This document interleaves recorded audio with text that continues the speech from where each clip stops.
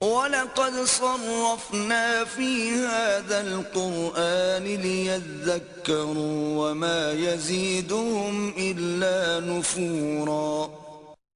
اور بے شک ہم نے اس قرآن میں حقائق اور نصائح کو انداز بدل کر بار بار بیان کیا ہے تاکہ لوگ نصیحت حاصل کریں، مگر منکرین کا عالم یہ ہے کہ اس سے ان کی نفرت ہی مزید بڑھتی جاتی ہے۔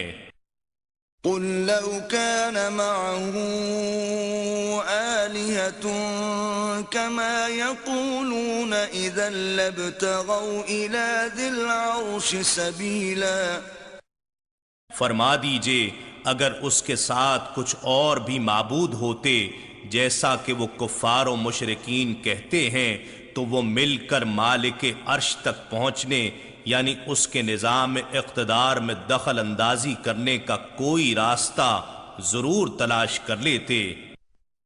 سبحانہ وتعالی عما یقولون علوا کبیرا۔ وہ پاک ہے اور ان باتوں سے جو وہ کہتے رہتے ہیں بہت ہی بلند و برتر ہے۔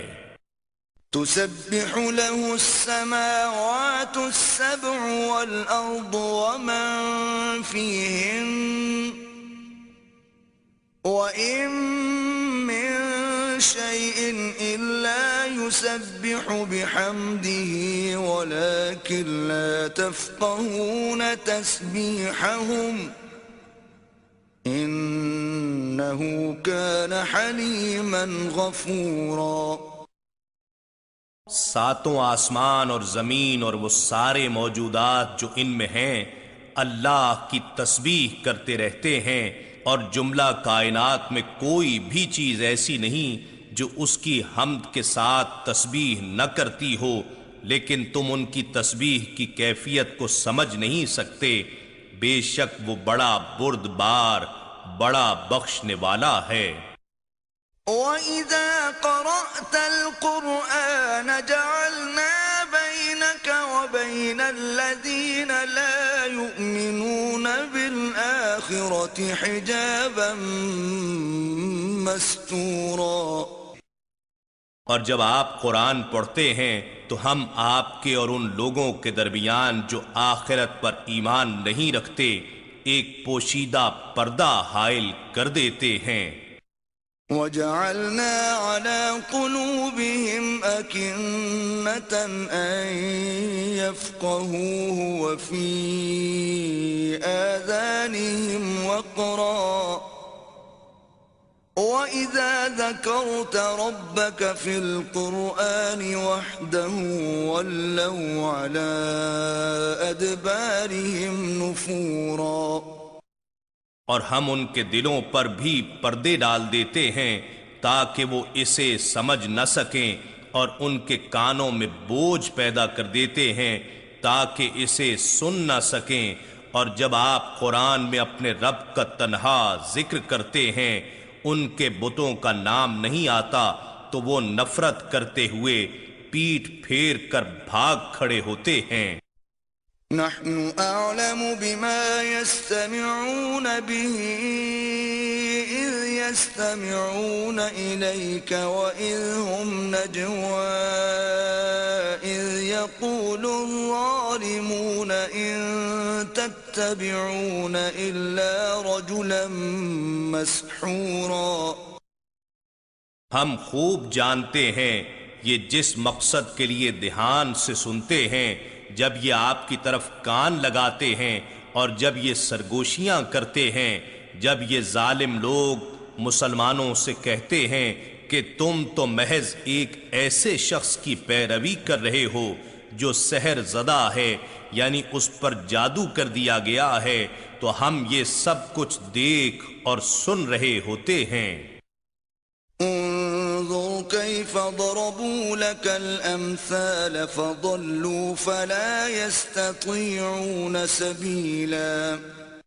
اے حبیب دیکھیے یہ لوگ آپ کے لیے کیسی کیسی تشبیہیں دیتے ہیں، بس یہ گمراہ ہو چکے اب راہ راست پر نہیں آ سکتے۔